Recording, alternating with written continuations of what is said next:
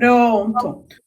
Olá, pessoal debatedor do Loinch, boa noite. Prazer estar aqui com todo mundo.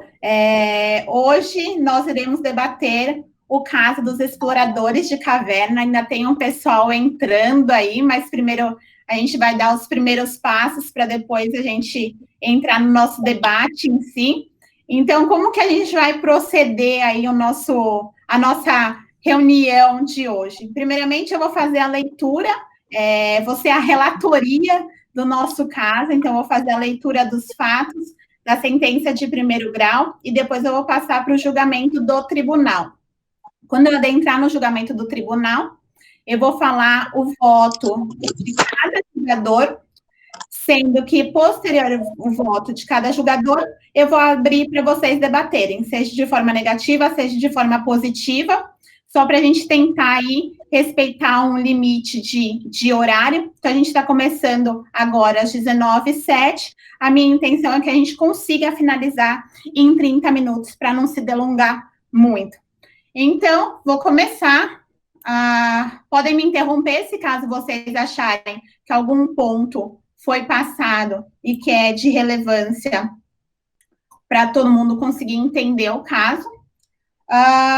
Então, o caso dos exploradores de caverna é um caso emblemático desenvolvido pelo professor Lon Fuller, da Universidade de Harvard. O caso dos exploradores de caverna retrata o julgamento do recurso da fictícia Suprema Corte de Newgate sobre um caso ocorrido em 4.299. Os réus foram denunciados por homicídio, condenados e sentenciados à morte por enforcamento. Então, vamos falar sobre os fatos.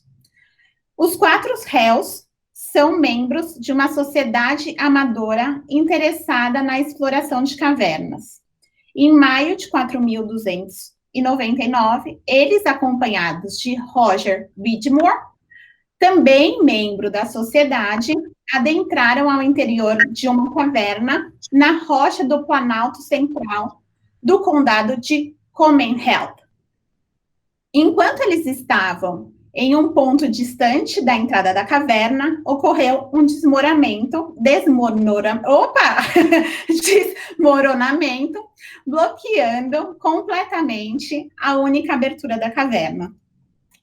A tarefa do resgate resultou extremamente difícil e com um custo muito elevado. Muitos trabalhadores morreram na tentativa de salvá-los. Um acampamento temporário de trabalhadores, engenheiros, geólogos e outros especialistas foi montado. O trabalho de remoção da obstrução foi, por muitas vezes, frustrado. O sucesso foi finalmente alcançado no 32º dia, depois que os homens entraram na caverna. Mas, logo no início, os exploradores perceberam a escassez de suplemento que levavam consigo e a inexistência de substância animal ou vegetal dentro da caverna para garantir a sua subsistência, podendo, assim, todos eles morrerem de inanição. Assim, no 20º dia, através de uma máquina que possibilitou a comunicação com o acampamento, os exploradores solicitaram saber quanto tempo seria necessário para sua soltura. Os engenheiros a cargo do projeto responderam que seria necessário 10 dias, desde que nenhum outro desmoronamento ocorresse. Os exploradores, então, perguntaram se havia algum médico presente.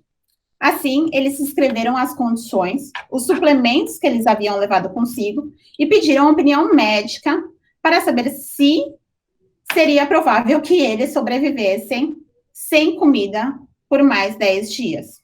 E o chefe do comitê médico afirmou que seriam poucas as chances de sobrevivência. Assim, após 8 horas de silêncio de dentro da caverna, os médicos solicitaram falar novamente com o médico. E Roger Widmore, falando em seu nome e em nome dos seus colegas,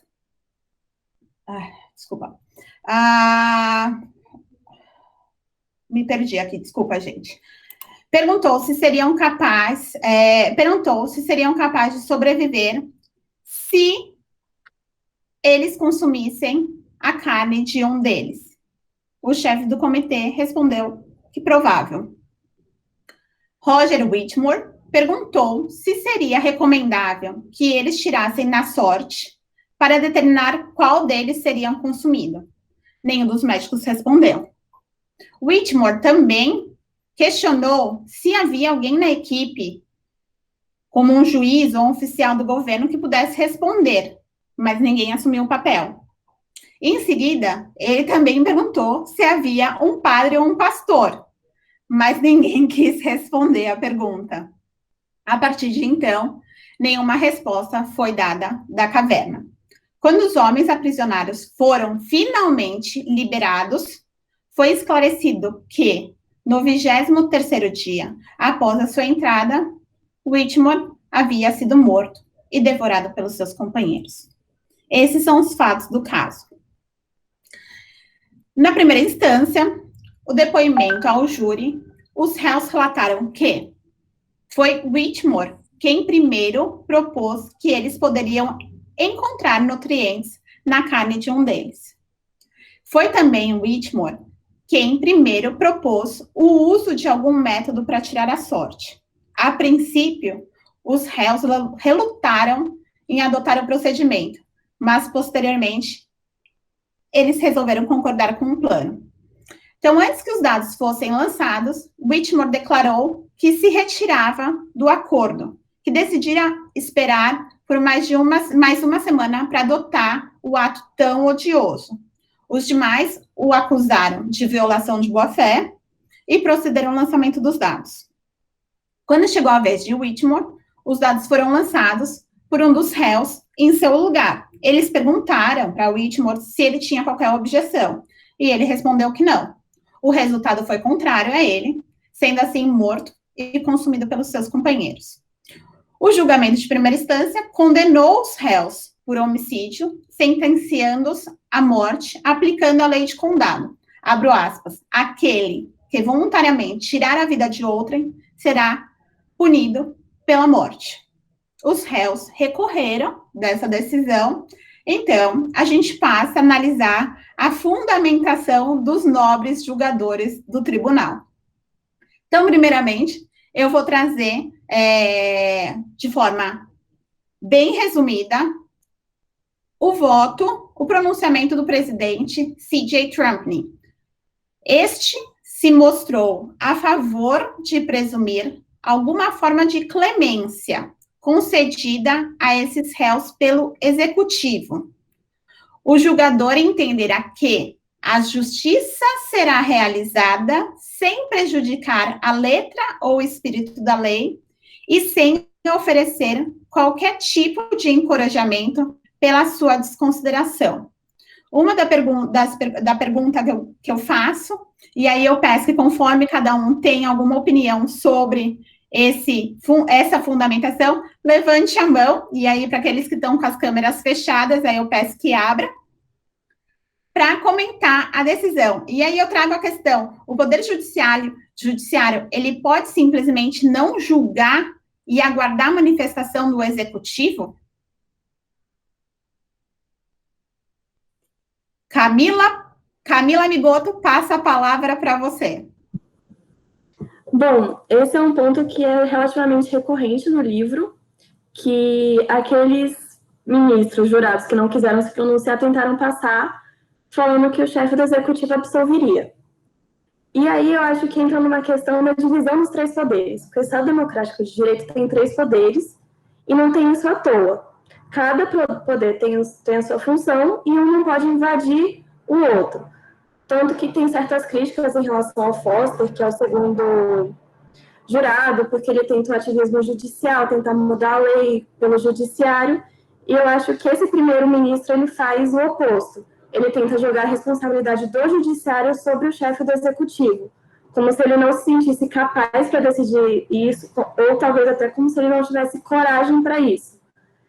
E essa questão de misturar e confundir os poderes é extremamente problemática no sentido de que, se um poder invade o outro, acaba o equilíbrio e, de certa forma, coloca em risco o Estado democrático de direito. Então, essa é a minha opinião, pelo menos. Obrigada, Camila. Alguém gostaria de completar ou retrucar? Elaine Lenner passa a palavra para você. Bom, eu concordo com tudo que a Camila disse, e a gente tem que lembrar que no nosso ordenamento jurídico, muito embora o livro retrate uma sociedade hipotética e tudo mais, mas no nosso ordenamento jurídico isso seria uma postura vetada aos julgadores, né? A nossa legislação, seja pela lei de introdução, seja pela Constituição Federal, veta que os julgadores se eximam de julgar um caso que é levado ao judiciário. Então, realmente, na nossa sociedade, é o tipo de situação que não existiria. Obrigada, Elaine. Alguém mais gostaria de comentar a posição do jogador Trumpney? Ninguém mais? Lembrando para aqueles que estão com as câmeras fechadas, a hora que quiserem comentar, por favor, só abram a câmera e até mesmo para poder ver as mãos levantadas. Então, passado ao nosso segundo jogador, trago o posicionamento do Jay Foster, que sustenta a sua conclusão em 2 fundamentos para absolver os réus. Primeiro, ele entende que a legislação do condado de Comyhead é inaplicável ao caso, pois os réus não se encontravam em sociedade. Segundo ponto, ele sustenta que os réus estavam em um estado natural, quando a vida de Whitmore foi tirada, onde foi necessário desmembrar a nova Constituição de governo apropriada à situação que eles se encontravam. E aí eu questiono, os réus se encontravam em um estado natural? Seria possível a não aplicação da legislação vigente? E aí eu passo a palavra para quem gostaria de debater o posicionamento do Jay Foster.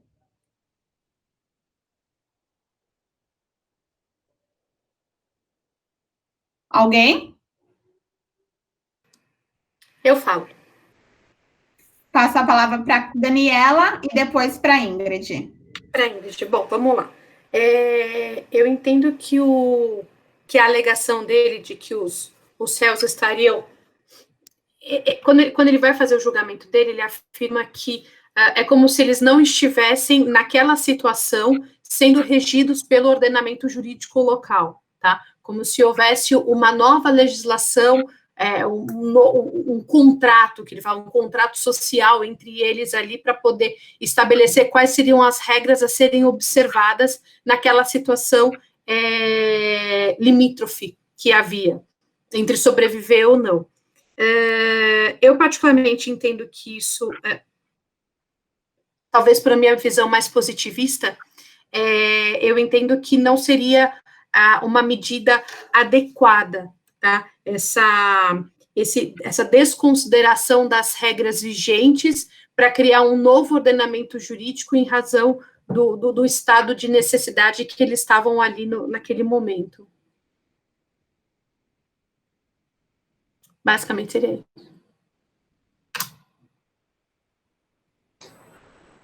Posso falar? Boa noite, pessoal, tudo bem? A minha observação seria mais no sentido de até que ponto era um estado de necessidade ali, a ponto deles fazerem o que fizeram, porque, me corrija se eu estiver errada, eles conseguiram contato pelo rádio no 20º dia, e eles tinham alimento ainda até o 20º dia, e o Roger foi morto no 23º dia, ou seja, passaram-se apenas 3 dias desde que eles não tinham alimento para sobreviver. Então, que estado de necessidade é esse? Que em 3 dias já sacrificaram um deles ali para se alimentar. E um outro ponto que o Foster fala é que 10 trabalhadores morreram tentando salvar aqueles que estavam na caverna. E que o mesmo bem como como sacrificariam esses sobreviventes, sendo que outras 10 pessoas morreram tentando salvá-los também. Não sei se me fiz clara, mas foram algumas observações que eu fiz sobre o caso. É que, Ingrid, quando ele fala isso, ele vem questionar que é algo que existe muito, que é o seguinte, se a vida do ser humano, ela é um valor absoluto, se ela é um direito absoluto. Assim, em algum momento ela pode ser relativizado. E ele faz essa argumentação justamente com esse viés. No nosso ordenamento jurídico, o direito à vida, ele é, em alguns momentos, não relativizado, mas existe um certo abrandamento, tá? Principalmente quando eu estou falando é que o nosso ordenamento, aqui, no ordenamento jurídico que era vigente nesse caso, não havia nenhum tipo de excludente de... Aí os penalistas, se tiver algum, me corrijam. Não sei se é de culpabilidade, de punibilidade, eu já não me lembro mais. Mas nós temos exceções, tá? Que é o estado de necessidade, que é a legítima defesa. Veja que aqui, pelo menos pelo que eu li do texto, não havia esse tipo de relativização. E o que ele questiona é justamente isso, até que ponto o direito à vida é algo de caráter absoluto. Eu posso, em algum momento, fazer uma relativização? Se a gente pega a parte de direito, fazendo um paralelo com o nosso direito constitucional, nós temos lá os direitos e garantias fundamentais, que são a base do nosso ordenamento, e o que se discute muito já hoje é a questão do sopesamento dos direitos fundamentais. Até que ponto um direito fundamental ele é absoluto em detrimento do outro? Eu estava, agora fazendo um paralelo completamente alheio, tá? Mas, por exemplo, eu estava lendo um acórdão recentemente do STF, que ele estava analisando a questão do direito de moradia, porque a provocação foi em razão de um artigo que existe na lei do inquilinato, que prevê a possibilidade de bem de família no caso do fiador, tá? Do fiador de direito de locação. E aí eles questionavam justamente com a questão do direito à moradia, que é um preceito, que é um dos preceitos lá no artigo 6º da Constituição. E aí o que ele faz, claro, não é o caso aqui, mas utilizando justamente esse paralelo, até que ponto um direito ele tem caráter absoluto ou não, ou ele pode ser relativizado. E aqui, então, quando ele coloca, ele fala justamente da questão de você relativizar o direito à vida. Então, seria o direito à vida dos demais em detrimento daqueles que estavam. Sim. Então, passo a palavra para o Matheus Henrique, depois para a Elaine. Boa noite, gente. Desculpa o pequeno atraso, mas aqui estou. Eu peguei já o caminho andando, mas o meu primeiro posicionamento no discurso do magistrado no livro, primeiro é a ideia que ele propõe de um estado de natureza, que eles já não se encontravam mais no estado social, estado de natureza. É uma questão muito subjetiva, porque se você parar para pensar, o estado de natureza para Thomas Hobbes é uma guerra de todos contra todos. Aí eu entenderia um matarem o outro, mas se você pegar o estado de natureza para Rousseau, a gente é bom em natureza.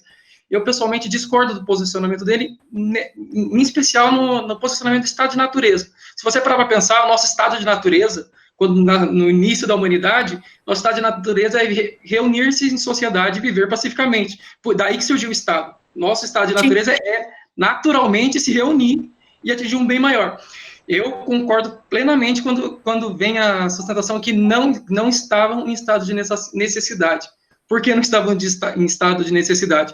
Primeiro, porque atualmente no Brasil, hoje, morre 15 pessoas por dia por desnutrição. Ironicamente, o número de canibalismo não é proporcional a esse número. No mundo, morrem diariamente, se não me engano, 2.800 pessoas por dia de fome. O número de canibalismo também não é proporcional. Se você parar para pensar que o estado de necessidade está caracterizado por eles terem ficado sem comer alguns tempos, é muito discutível. Vamos pensar assim. Vou colocar num ponto mais simples. A ideia é que dar a eles o poder de decidir como eles vão estruturar as relações sociais deles a ponto de decidir arbitrariamente quem vai morrer, porque, sinceramente, desde a primeira vez que eu li o livro, eu achei muita coincidência morrer justamente quem discordou da ideia no fim. Eu acho uma coincidência fenomenal. Eu acredito, sim, que eles jogaram os dados. Gente, é sarcasmo, desculpa. Mas o ponto é, não havia um estado de necessidade. O estado de natureza sustentado aqui é um estado de natureza irreal, um estado fictício. Ele está usando as convicções pessoais para julgar um caso em concreto, as convicções pessoais que não deveriam ser levadas em consideração. Aqui, para ele, a convicção filosófica dele, da existência do homem em natureza, não convém ao caso. A gente aborda, passa agora a abordar, a ideia que ele vem de criou-se um ordenamento jurídico próprio. Ora, eles cresceram no ordenamento jurídico, eles conheciam sim as regras, eles tinham em todo momento contato com o mundo exterior. Não é porque não veio alguém e disse para eles, olha, você não pode matar o amiguinho e comer a carne dele para sobreviver, que eles podiam fazer isso. No fim, constatou-se que os rádios que estavam com eles tinham ainda bateria, eles ainda tinham contato. O problema é que, para eles, a vida do Roger valia menos que a deles. A gente entra aqui na discussão que a Daniela falou do relativismo do direito à vida. Realmente, a nossa Constituição prevê a pena de morte, logo o direito à vida indiscutivelmente não é absoluto. A gente tem casos na corte americana que admite-se tortura em interrogatório quando é para se descobrir o paradeiro de uma bomba ou ataque terrorista. Então, o direito à vida é indiscutivelmente relativizado. Isso a gente entra num parâmetro aqui. O problema, para mim, pelo menos aqui, é justamente a parte que cabe a eles decidir quem vive e quem morre. Cabe a eles, arbitrariamente, serem eximidos de uma culpa por decidirem quem vive e quem morre, numa fundamentação de que estavam isolados. Ora, se eu ficar preso dentro de casa com alguém, eu estou isolado da sociedade? Se eu me perco numa floresta com alguém, eu estou isolado da sociedade? Isso me permite fazer o que eu quero? Entende? Pelo menos para mim, é irreal, é insustentável a ideia de estar em um estado de necessidade e estar em um estado de natureza. O estado de natureza é, por si só, subjetivo. Vai depender da corrente filosófica e sociológica que você segue. Se você acredita que o Estado Leviatã permite a paz, porque todos somos uma guerra de todos contra todos, legal. Se você acredita que somos bons por natureza, os atritos sociais que nos corrompem, já é outra ideia. Então, para mim, a análise dele, todo o voto dele é baseado no subjetivismo dele, baseado em suas convicções pessoais e sociológicas e filosóficas. Desculpa, eu acho que eu me empolguei. Imagina, Matheus, a gente agradece o posicionamento. Elaine, você quer fazer o comentário? Não. Ok. Aí o Vinícius levantou a mão. Acho que a gente vai ter uma opinião contrária, não? Por favor, Vinícius, passa a palavra para você. Bom, na verdade não é contrária. É só um complemento até o que o Matheus falou, que a questão do estado de natureza, né? Quando eu li a primeira vez, eu fiz a reflexão no sentido de que o meu estado de natureza muitas vezes pode ser diferente do teu. O estado de natureza pro juiz, se não me engano, o Foster, deveriam ser inocentados porque olha a situação que eles estavam. Beleza, é o pensamento dele. Mas será que realmente era isso? Até Machado de Assis fala que a ocasião faz o furto. O ladrão ele já nasce feito. Então, isso entrando no estado de natureza. Será que a ocasião realmente trazia essa necessidade? Eu não lembro quem foi falar, acho que foi a Ingrid que falou que eram só decorridos 3 dias, desde a última comunicação, onde eles ainda tinham alimentos. Então, será que havia realmente essa necessidade? Havia realmente a necessidade de falar, a minha natureza pede isso? Então, só em complemento ao que o Matheus falou, muitas vezes até isso se aplica até muito no nosso dia a dia. Eu, como trabalho no judiciário, vejo muito a questão do dano moral. Tipo, às vezes você vê uma pessoa que reclama que esperou 1h30 na fila do banco, mas ela tinha um compromisso inadiável e ela pede dano moral por isso. Do outro lado, você tem magistrado falando, não, mas isso foi só um mero de sabor. Mas qual que é o limite do mero de sabor? Eu acho que dá pra gente até fazer um comparativo do limite do mero de sabor e o estado de natureza. Porque para eles, poderia ser entendido de, era realmente um estado de natureza. Mas e para a sociedade, é um estado de natureza? É algo que é realmente aceitável? Não é só uma reflexão quanto a isso. Obrigada, Vinícius. Matheus, quer fazer seu... Vamos lá, eu dou mais 1 minuto para o Matheus e 1 minuto para a Elaine para fazer o fechamento da posição do Jay Foster. Vamos lá, Matheus. Desculpa, gente. É que quando envolve assuntos sociológicos e filosóficos do direito, eu pessoalmente tenho uma tendência a me empolgar. Eu gostei do posicionamento do Vinícius, eu senti aquela introdução à teoria da perda do tempo útil. Eu pessoalmente gosto muito da teoria da perda do tempo útil, justamente pelo caráter sociológico e filosófico que aborda.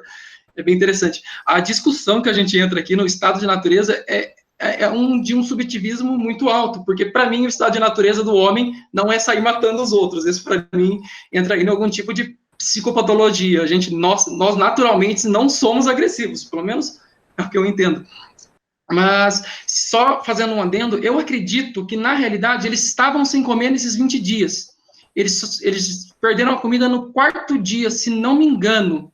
Eles não perderam a comida, não acabou necessariamente no dia 20. A comida acabou um pouco até em complementação seu, na verdade, também não tenho essa informação que a Ingrid trouxe, né? Na verdade, no texto que eu li, falou que eles relataram as condições que eles tinham junto com ele e a falta de condição que tinha na caverna, mas não a exatidão da quantidade de comida. Pode continuar. Não, eles falam, no determinado ponto eles falam, quando eles fazem a comunicação, pelo menos que eu me recordo era isso, quando eles fazem a comunicação, eles informam que eles têm lá um tanto de comida, e aí quando vai questionar, fala, e aí, quanto tempo precisam demorar para tirar a gente daqui? Fala, olha, no melhor dos cenários, mais tantos dias, mas não pode acontecer nenhum desabamento, não pode acontecer nada. Então, assim, eles não tinham uma certeza de quando sairiam dali. Perfeito. Matheus, quer continuar? Ou... Olha, eu sou a favor do enquanto há vida, há esperança. A partir do momento que eles decidiram jogar os dados, porque eu juro que é uma coincidência fenomenal. 3 anos que eu trabalhei no gabinete criminal em relatório de sentença, eu gosto dessas coincidências que elas acontecem com bastante frequência no criminal. Mas a coincidência fenomenal de quem morrer ser quem discordar é basicamente aí que eu paro, porque... Perfeito, obrigada. Elaine, para finalizar? Na verdade, é só um cutucãozinho, até em preparo para o voto do Rand, que particularmente é o meu juiz preferido. Quando fala, o Vinícius disse que o estado de necessidade seria subjetivo, que de repente é para mim, mas não é para você, será que seriam para as outras pessoas? A gente também tem que lembrar, na situação exposta no livro, a sociedade era favorável a eles. Exato. Obrigada, Elaine. Bem, então, finalizado aí os posicionamentos, eu acredito que ainda tem muito para debater, mas finalizado o posicionamento do Jay Foster, então eu passo a falar sobre o posicionamento do Tae-Chin Jay, que nos surpreende declarando suspeito, retira-se do julgamento sobre a justificativa da incapacidade de resolver a questão, quando ele relata a impossibilidade de desassociar o seu lado emocional do intelectual. E aí eu questiono, pode um julgador se abster de julgar o caso? Quem gostaria de comentar, por favor, levante a mão. Matheus, pode iniciar. Olha, pessoalmente, ele está mais que certo em se abster. A partir do momento que você não consegue analisar de uma situação imparcial, você já começa a julgar errado. Mas aí, aproveitando o gancho dessa abstenção dele, já uma contrapartida para a Elaine, a gente entra aqui que a sociedade apoiou. A justiça em si não é necessariamente um reflexo da sociedade, porque se a gente seguisse tudo que a sociedade espera, não necessariamente a gente teria uma situação muito agradável. Vamos pensar aqui, a sociedade muitas vezes julga as pessoas antes mesmo do desfecho. A gente tem o caso da escola base, um exemplo claro disso. A sociedade, para ele, os acusados à época estariam mortos, sofreram mais variados tipos de atrocidades, para no fim descobrir que não passou de uma fake news, por assim dizer. Então, a sociedade é leiga, a sociedade tem sim que ser ouvida, mas a gente não tem que pensar que porque a sociedade está apoiando eles nesse momento, tem que decidir o curso desse processo. A sociedade não acompanha os autos em si, a sociedade acompanha o clamor social. Ora, teve um acompanhamento midiático deles presos lá dentro. A gente sabe que a mídia muitas vezes gosta de uma narrativa de nossa, vejam, a gente cria vítima, a gente necessita, enquanto mídia, vender uma imagem de vítima, porque é o que vende. Então a gente tem aqui a mídia fazendo acompanhamento pelos todos os dias que eles passaram lá, a família chorando, a gente tem aqui as 10 pessoas que morreram. Então, para pensar, claro que a sociedade vai se sentir tocada, a sociedade viveu, assim como o próprio juiz que se absteu, se envolveu emocionalmente, ele acompanhou a narrativa, acompanhou a história de luta que eles tiveram lá dentro. Olha, para mim é mais do que certo ele se abster. Sinceramente, é um caso muito peculiar que, na prática, a gente provavelmente não vai ver, espero que a gente não veja, porque não é dos mais agradáveis, mas a gente pensa aqui que a narrativa, que a gente entra na narrativa social mesmo, faz com que ele tenha que se abster, justamente porque ele estava totalmente envolvido, toda a sociedade provavelmente está envolvida. Não tem como a gente não se envolver, como na época dos escavadores do Chile que ficaram presos. Não sei se vocês lembram, todo o acompanhamento daquela narrativa de como eles ficaram presos. Se eu não me engano, eles ficaram quase 21 dias, né? Me corrijam se eu estiver errado. Quem não acompanhou... Também teve o caso dos meninos, né, era Filipina? Se eu me corrija se eu estiver errado, né? Os jogadores, o time de futebol, né, que também Exatamente. teve... Quem não se envolveu, quem não se acompanhou, quem não ficou feliz quando eles saíram de lá de dentro, entende? A gente, enquanto sociedade que acompanha apenas pelo calor da mídia, a gente acaba se envolvendo. Os autos de um processo devem ser frios, os autos de um processo não devem esboçar as emoções das partes. Os autos do processo devem ser claros e objetivos. A gente não tem que se deixar aqui, ainda mais um juízo criminal, se deixar ser levado puramente pelas emoções. Isso faz a probabilidade de um erro acontecer, um erro judiciário, que já acontece em diversos erros judiciários mundo afora, é muito maior. Então, para mim, dos juízes que julgaram o caso, o posicionamento dele foi o melhor, justamente por esse envolvimento. Eu passo a palavra, então, para a Camila Migotto, que levantou a mão. Eu concordo com o Matheus, com a parte de que o juiz ele realmente tem que ser imparcial, essa é a função dele, mas eu discordo que tenha sido o melhor voto. Eu acho que foi um voto problemático, principalmente porque ele se absteve, e com a abstenção dele virou um número par. E não tem como jogar... A Camila já está antecipando o voto final. Spoiler. E eu absteve foram 4. Peraí, não tem spoiler, não. Aí, são 4. E a gente vê pelo nosso ordenamento que, por exemplo, os julgamentos do STF são sempre com 5 ou com 11. Não tem como ter um julgamento par. Então, mesmo que ele se julgasse suspeito, que ele falasse que ele era uma parcial, e deu para entender isso pelo voto dele, ele falou que não conseguia dormir, ele só pensava nesse caso, e pelas circunstâncias, realmente, era um caso que foi cercado pela mídia, não tinha outra opção. Eu acho que o voto dele não deveria ter existido. Ele deveria ter, não sei qual é o procedimento interno administrativo, mas ele deveria ser substituído, deveria ter trocado de 5, ter colocado 3, ter feito outro sorteio, não sei, mas essa é a minha posição.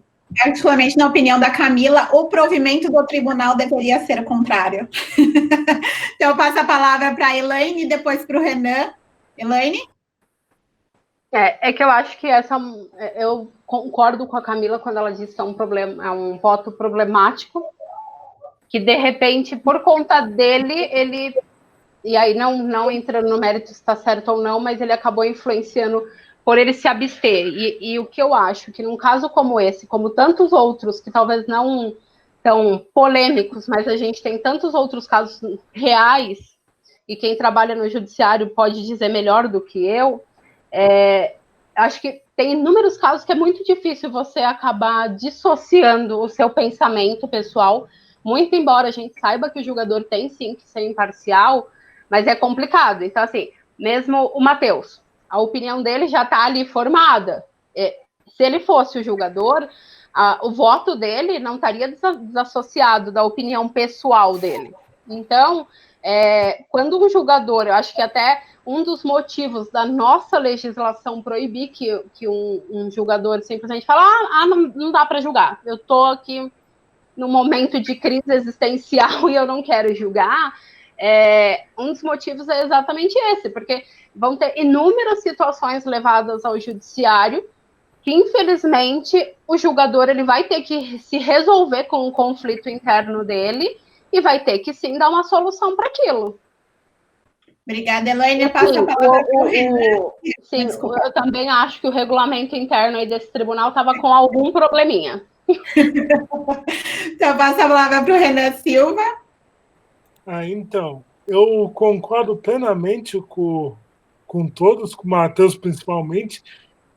Principalmente aqui, fazendo um paralelo com o Brasil, muitas vezes a mídia e as pessoas antecipam o julgamento, né?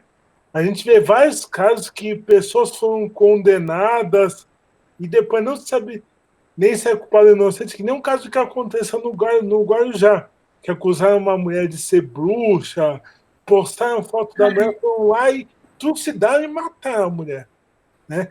Agora, realmente é difícil o juiz ponderar isso. Ele se botou em paz, se botou, mas ele sempre vai ter uma situação que pode influenciar a vida dele.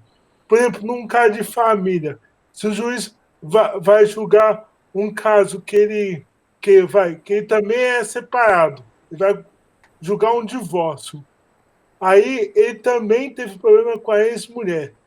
Tem grande chance, 90% de chance dele dar razão ao cara, né? Pela razão dele próprio, sem julgar de acordo com ele.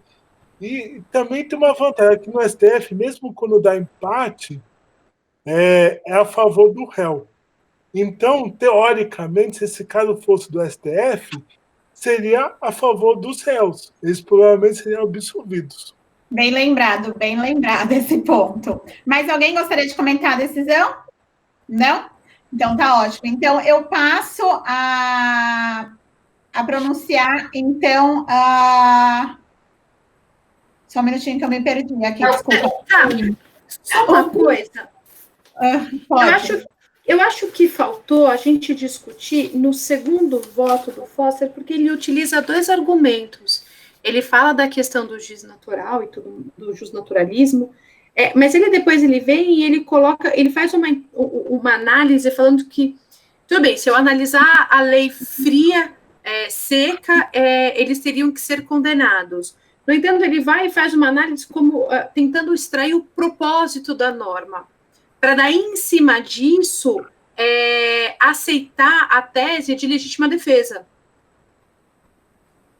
É uma análise que ele faz, até ele trata de uma questão que ele fala assim, que seria como se fosse uma usurpação judicial, sempre que um tribunal, depois de analisar o propósito de uma lei, dá às suas palavras um significado não imediatamente perceptível pelo leitor apressado, desatento aos objetivos que ele busca atingir.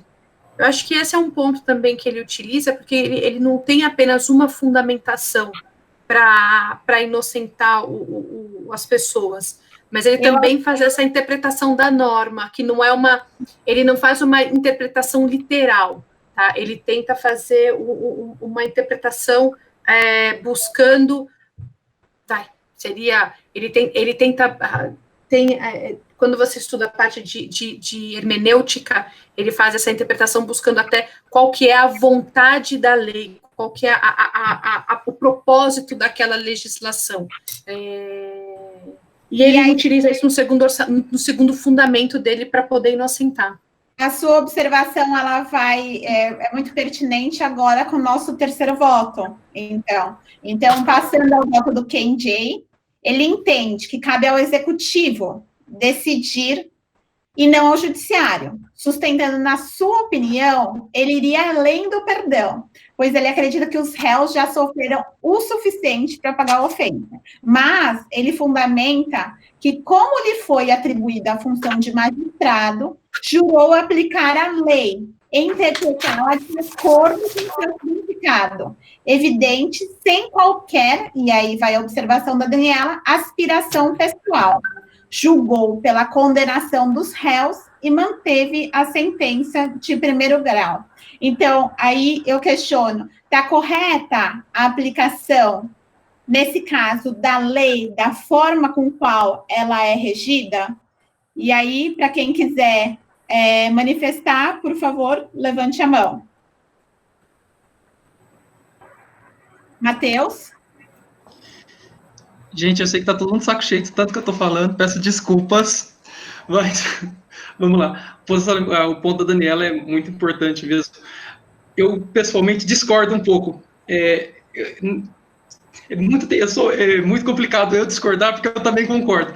Porque a gente entra aqui numa discussão muito interessante sobre a norma. Se a gente pensar, se você parar para pensar na norma fria, a norma já carrega em si um valor. A norma, por exemplo, vou fazer um paralelo que não envolve o direito penal, o direito do consumidor já carrega o valor dela de defesa do consumidor.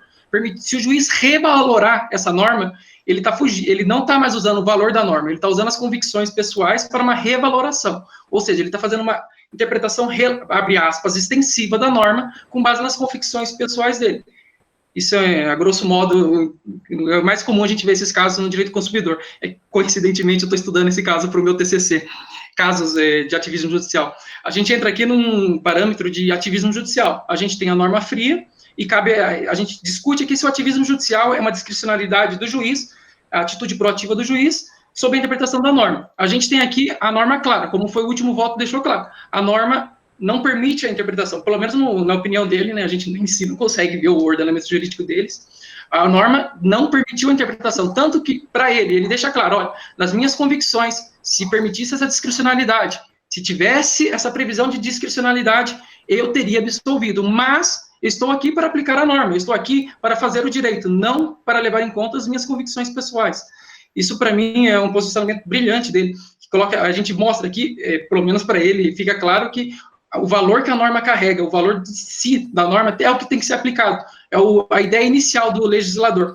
Ele defende lá que, como a Daniela falou, tem a defesa lá de que a norma teria a ideia de absolver, faz uma analogia, legal, eu acho interessante, mas se a gente permitir esse tipo de analogia, até que ponto o judiciário vai ter seus limites? Se a gente permitir essa analogia, até que ponto o legislativo é útil? Porque se essas analogias começarem a se desenvolver sem nenhum tipo de contrapartida, a gente fere todo o sistema de freios e contrapesos, a gente acaba ferindo um Estado democrático e acaba nascendo aí como que eu vou dizer, um reinado do juristocrata, por assim dizer. O judiciário vai sobrepor qualquer outro poder. Se cabe ao judiciário essa interpretação do que a norma queria dizer, não ao legislador, quando deixa a norma clara, qual é o sentido do legislativo para a gente? Entende? Que é isso que está acontecendo ultimamente, né? Exato. Não vamos adentrar na questão do STF. Ingrid, você levantou a mão? É que eu acho que foram extremos, né? O Foster foi extremo na convicção pessoal dele, e aí esse outro jogador, que desculpa, eu esqueci o nome, ele foi extremo também na lei. Então, eu tinha um professor até de... Pode falar, Dani. Não, continua, eu estou falando depois de você. Eu tinha até um professor de direito penal que ele falava que alguns juízes não tomam sol, né? Então, assim, até que certo ponto você tem que olhar a situação com a sua convicção pessoal e julgar, e até que certo ponto você tem que ler a lei do jeito que ela é e aplicar o caso e não analisar tudo o que aconteceu ali. Então, eu acho que, da mesma forma que eu não concordo com o extremo do Foster, eu não concordo com o extremo que esse julgador aplicou, porque ele poderia ter poupado o julgamento dele, porque ele falou, primeiro, a convicção pessoal dele, e fala que ele daria perdão total, e aí ele fala que, então, na verdade, ele vai condenar e eles vão ter a pena de morte. Eu acho que, então, fica muito confuso ali, o voto dele inteiro, assim, ele se contradiz de diversas formas e não está sendo realmente imparcial e justo ali com o que está acontecendo. Então, eu passo a palavra para a Daniela, depois para o Matheus Oliveira e, por último, para a Elaine. Esse caso aqui, e daí até também uma provocação para vocês. Porque, vamos lá, ele faz uma análise positivista, ele coloca que a norma, ela não existe uma lacuna nessa norma que eles citam aqui, que é o artigo 12 qualquer. E aí, se eu for fazer, aí sim, por analogia no nosso ordenamento jurídico, eu vou ter na lei de introdução às normas do direito brasileiro, o artigo 4 igual, quando for omissa a lei, aí sim o juiz vai decidir com base nas analogias, costumes e os princípios gerais, tá? E nesse caso ele coloca, a norma ela não tem discussão, ela é clara, então não existe uma lacuna, ele até fala, não existe a lacuna que o julgador anterior, que o Foster tanto quis encontrar, isso não existe. Mas aí, a gente vem até por uma outra questão. No nosso artigo 5º dessa lei, ele coloca assim: na aplicação da lei, o juiz atenderá aos fins sociais a que ela se dirige e às exigências do bem comum. Aí é só uma provocação, não é uma pergunta, mas desculpa, uma provocação para vocês, a gente poder se exercitar, não é uma afirmação. Se eu for pensar nisso, estaria certo esse julgamento? Eu teria que buscar os fins sociais da lei? Eu teria que pegar as regras de hermenêutica e fazer uma interpretação sistemática, tá? Ou não, é uma aplicação pura e simples da letra da lei, que foi o que ele fez. Matheus Oliveira, passo a palavra para você. Primeiramente, boa noite a todos. Então, eu acredito fortemente no que a Ingrid e a Daniela falou. Eu penso que, no caso, o juiz não deveria ser totalmente punitivista, porque deve-se olhar todo o aparato, todo o contexto trazido nesse caso concreto, para depois chegar numa determinada conclusão. Porque se você pegar a letra fria da lei, ao meu ver, não faz muito sentido. Não faz muito sentido. Porque a letra fria da lei é muito simplista. Se fosse assim, os juízes pegariam e só encaixavam a lei num caso. Não teria casos inovadores, digamos assim, casos diferentes. Roubo é isso. Não faz sentido. Alguém mais gostaria de contemplar, de complementar? Opa, Matheus levantou a mão primeiro, que apareceu passa ou repassa. Quer dizer, da minha época, talvez não da época de vocês, mas isso é caso à parte. Vamos lá, Matheus, depois da Daniela. Gente, apesar de parecer que eu sou totalmente dura lex, sed lex, a lei é dura, mas é a lei, não sou, tá? É só para ter um contraponto. Olha, o posicionamento do Matheus é interessante. Eu discordo um pouco, mas tem um ponto bem interessante. Aqui você coloca o roubo é isso, mas a gente tem a discricionalidade dentro da lei. A pena de roubo não é 5 anos fechada. A pena de roubo tem essa discricionalidade de dosimetria da pena. Essas circunstâncias todas que você falou, a gente consegue colocar no artigo 59, na primeira fase. A gente faz a dosimetria da pena. Em cima disso, a gente considera o contexto social, o contexto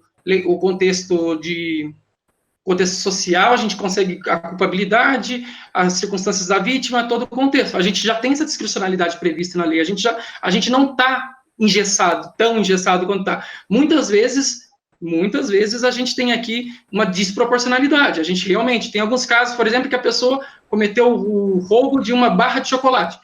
Roubo não, vamos colocar o furto de uma barra de chocolate. A gente vê aqui uma pequena discricionalidade. Uma barra de chocolate não é proporcional. Então, a lei deveria ser aplicada? Isso a gente até abre um debate para uma futura discussão, se a lei injusta deve ser aplicada, né?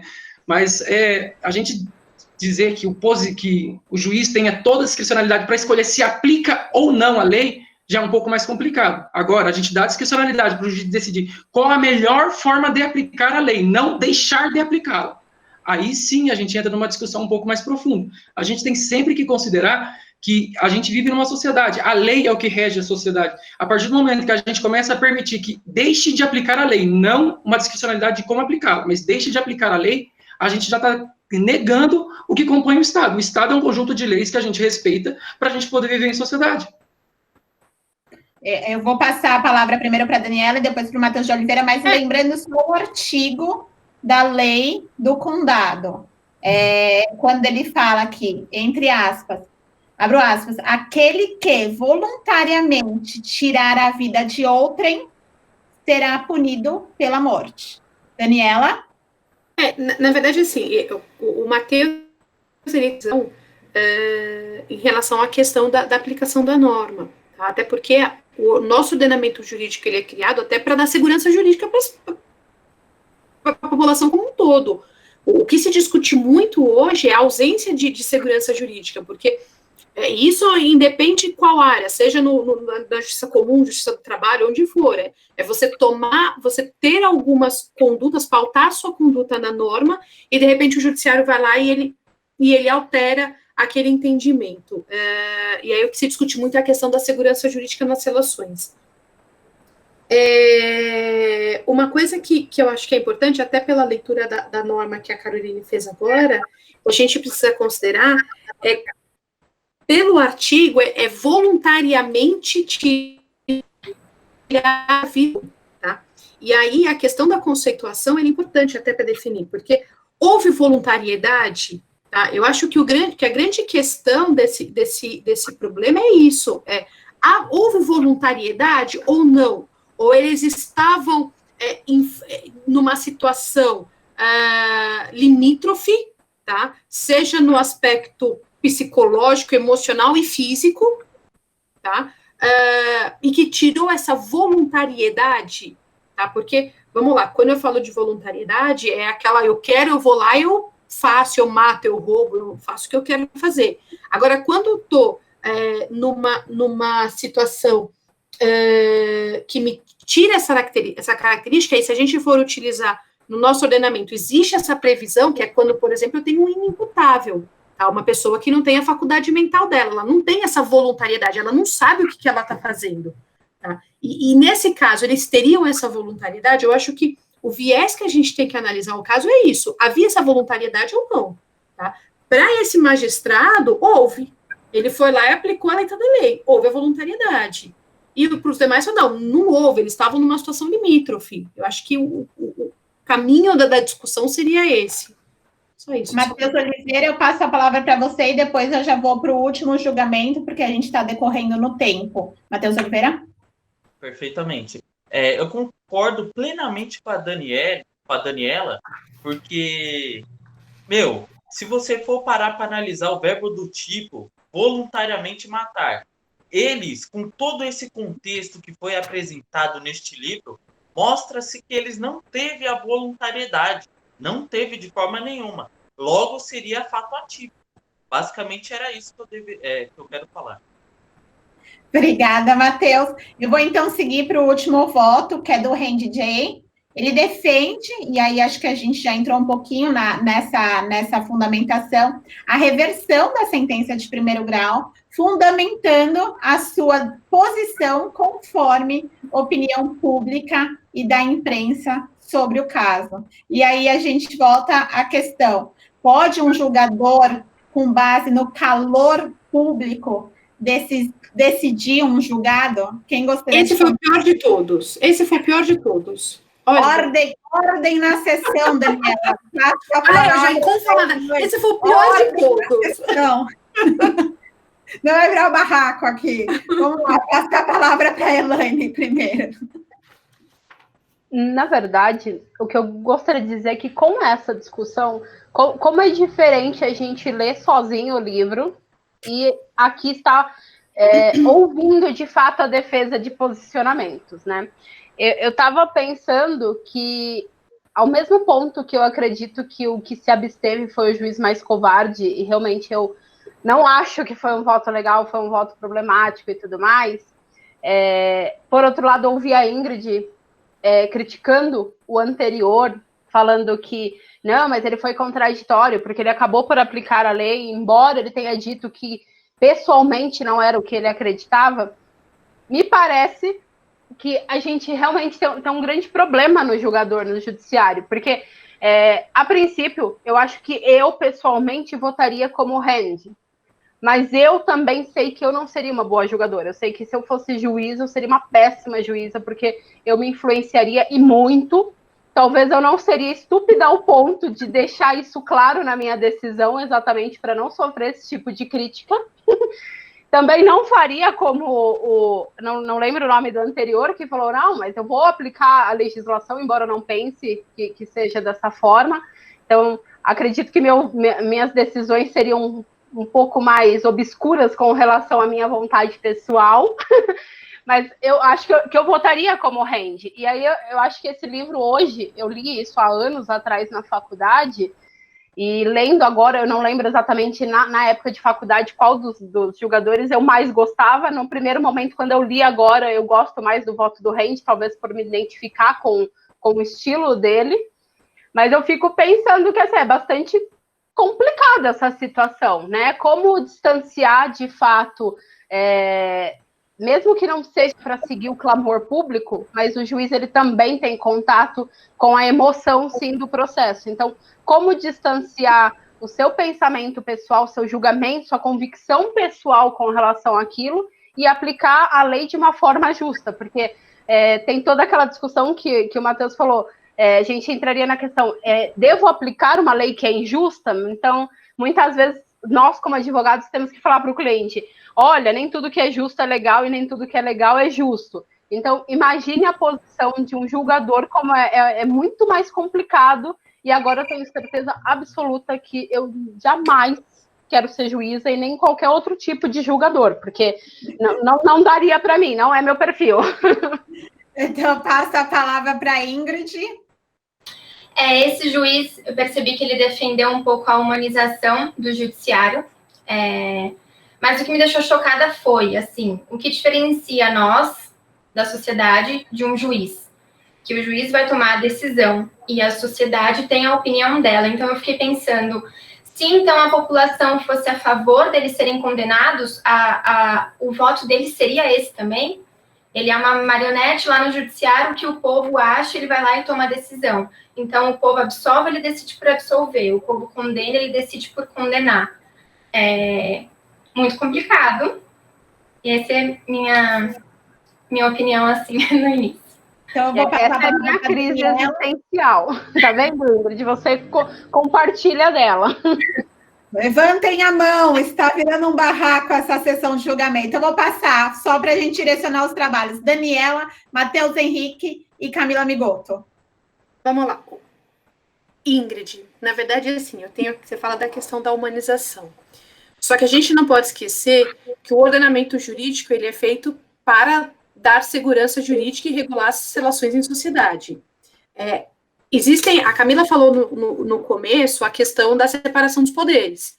E se eu for pegar a separação dos poderes, o executivo vai administrar o legislativo com os representantes do povo, ou seja, nós que elegemos as pessoas que estão lá, então, em tese, elas têm elas representam a nossa vontade para editar as normas, e o poder judiciário é fazer subsunção da norma concreto. E quando eu falo que esse é o papel do judiciário, ele tem que fazer isso. Por quê? Porque senão ele não traz segurança jurídica para as pessoas. Tá? Eu vou ter, de repente, um juiz como esse fulaninho aqui, que eu não sei o nome dele. Isso, que ele vai sempre assim, poxa, qual é o time que está ganhando? Tá? Para que lado que a sociedade... então eu vou decidir dessa maneira. Opa, não, peraí, mudou, ixi, agora? E assim, não é dessa forma que as relações elas são regidas. Muitas vezes e aí sim vem o papel do judiciário, é de aplicar a norma. Mas a norma não é justa? Tudo bem, eu posso fazer uma interpretação principiológica, tá? Aí eu vou puxar todas as regras de hermenêutica jurídica para tentar fazer uma interpretação principiológica de alguns casos. Mas até que ponto isso é válido ou não? Na área em que eu atuo, a gente tem problemas seríssimos com juízes querendo ser justos e metendo bedelho onde não é. Tá? Que a gente cria aí problemas de judicialização. Eu vou ter juiz falando que para prefeito construir não sei quantas mil vagas em creche e simplesmente desconsiderando todas as leis, toda a parte orçamentária do município, entendeu? Toda a parte de divisão de receitas e despesas. Então, eu particularmente acho que esse magistrado aqui, o voto dele tinha que ser até nulo. Dani, mas eu concordo com o que você falou. Quando eu disse que ele defende a humanização do judiciário, na verdade, eu só quis dizer mais ou menos como ele começa o voto dele. Não concordo também com o que ele falou. Nem com essa humanização total do judiciário. Eu acho que tudo que é extremo na nossa vida é muito ruim. Acho que nem a gente tem que pegar o que a gente pensa e aplicar, nem a gente tem que pegar a lei seca e aplicar. Eu acho que a gente sempre tem que olhar tudo o que aconteceu ali naquela situação. Ele vai interpretar a norma. O regimento tribunal, né? Então, passo a palavra para o Matheus Henrique e depois para a Camila Migotto. Gente, só dá vontade de virar para o juiz e falar, você está louco, querido? Primeiro, é inadmissível uma coisa dessa, gente. Se ler uma coisa dessa, acontece na prática, acontece na vida real, não é só uma obra de ficção. Você olha para isso e você pensa, que?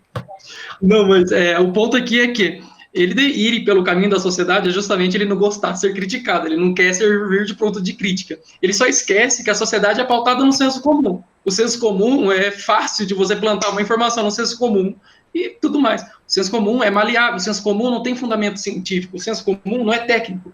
O juiz tem que ser técnico para aplicar a norma. O juiz estuda, faz a faculdade de Direito, estuda para o concurso, tem que aplicar, tem que ser técnico, ele não pode se pautar no senso comum para aplicar uma norma. O senso comum, se o senso comum fosse útil, a gente não precisaria da figura estatal, a gente viria ali tudo anarquista na rua, essa é a coisa mais linda. Brincadeira, Deus me livre. Me empolguei, desculpa. Mas Desculpa, Matheus. Desculpa, voltando, a gente volta. Eu sei que vão ficar parecendo aqueles políticos que não respondem a pergunta e fica voltando para o assunto anterior, nas debates, quando vai para o debate, é claro. O fato é que, quando a gente entra na voluntariedade lá da conduta deles, é claro que é voluntário. Só não seria voluntário se caracterizado o estado de necessidade. O estado de necessidade pressupõe que não há conduta diversa exigível. Tinha conduta diversa exigível. O médico falou, existem poucas chances de sobrevivência. Poucas chances é chance. Eles poderiam esperar alguém morrer e comer a carne da pessoa que morreu. Mas aí, vamos falar em números. 5.653 pessoas morreram de fome no Brasil em 2017. Engraçado, que se você pegar os números do judiciário, não existe 5.653 casos de canibalismo. Eu gosto desse parêntese de, olha, eles estavam numa caverna. Na caverna pode, né, gente? Desculpa, eu tenho uma tendência a me empolgar em debate. Mas voltando à pauta, novamente, talvez eu esteja me estendendo mais do que necessário, o ponto é, basear uma decisão judicial no senso comum, como a Daniela bem disse, é quebrar qualquer segurança jurídica que você tem em viver em sociedade. Você vive em sociedade justamente para segurança. Você sacrifica uma liberdade sua porque você quer se sentir seguro. Você quer sair na rua e saber, olha, se alguém me levar numa caverna, me matar e comer minha carne, ele vai ser punido. Então, por isso que a pessoa não vai fazer isso. Agora, se você vai começar a relativizar a lei, olha, a lei a gente vai aplicar quando a gente quer, tá? Se a sociedade quiser que você sai, tudo bem. Para mim, vai pautar uma decisão judicial exclusivamente no senso comum, exclusivamente no clamor social, como a gente viu no caso da escola base, não ia ter nem processo, não ia ter nenhuma ação judicial para julgar. A sociedade estava o quê? Cuspindo pela boca, espumando, querendo morder o calcanhar do coleguinha, tudo porque uma fofoca se espalhou de um suposto abuso que depois comprovou que não. Ambos, o casal foi estuprado, furaram um tímpano, pegou diversos tipos de doença, comeram pão, literalmente, tudo por causa do clamor social por justiça. A justiça é técnica, a justiça não é subjetiva, baseada no senso comum. Pelo menos é o que eu entendo dos votos, esse voto não deveria existir. É uma aberração, não vou dizer aberração jurídica, porque sequer tem um toque jurídico nele. Obrigada, Matheus. Camila, e aí a gente vai partir para a decisão da corte e as considerações finais. Bom, como a Elaine, eu também gostei mais do voto do Rendi. Eu sei que considero uma aberração jurídica, deveria ser nulo, mas dentre aqueles foi o que eu consegui mais me identificar. E assim, apesar de tudo, ele até fala que o judiciário ele não pode ser emocional. E ele é. No final, ele é porque não deixa de ser um caso emocional. E até é interessante pensar que o juiz ele não é nomeado, tudo mais, por meio de concurso à toa. Ele é uma profissão, de certa forma, técnica, ele tem que ter o conhecimento, ele tem que ter a aptidão, ao contrário do que a gente vê, por exemplo, nos Estados Unidos, em que o juiz é eleito e vira um cargo político, e aí, de certa forma, ele realmente tem que abarcar a opinião pública. E esse não é o caso, não sei como é nesse lugar fictício, mas esse apontamento que eu queria fazer, e agora que o Matheus falou sobre o caso de desnutrição, eu acho que não sei se eu consigo ver esse paralelo. Porque, por exemplo, por mais que existam pessoas que morram de desnutrição, isso seja algo extremamente problemático, não deveria existir, os acusados eles estavam presos numa caverna, não tinha uma opção. Eles não poderiam, por exemplo, furtar para comer, eles não poderiam achar uma outra alternativa.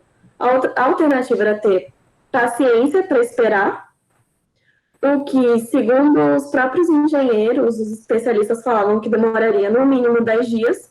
Eles já estavam passando fome, eles já estavam em processo de desnutrição, ou eles matavam para comer. Então, assim, é lógico que a gente, analisando friamente a situação, eles não deveriam ter matado.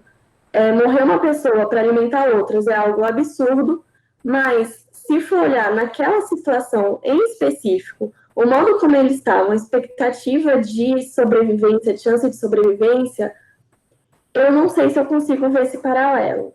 Esse é o meu apontamento. Obrigada, Camila. Então, não, é um cachorro que está se manifestando. Ele também não está vendo esse paralelo. Vamos lá. Então, ao final de todos os julgadores, o presidente da corte, né, como já foi spoiler da Camila, verificou-se o empate no julgamento e manteve, né, e aí contrário até o posicionamento, até a observação do Renan, e manteve a decisão de primeiro grau, determinando a execução da sentença até às 6 horas da manhã seguinte. E aí eu gostaria de uma pessoa se voluntariar para fazer as considerações finais com relação à decisão da corte. Alguém? Bom, posso? Pode. Rapidinho. Tá bom. No meu ponto de vista, tá?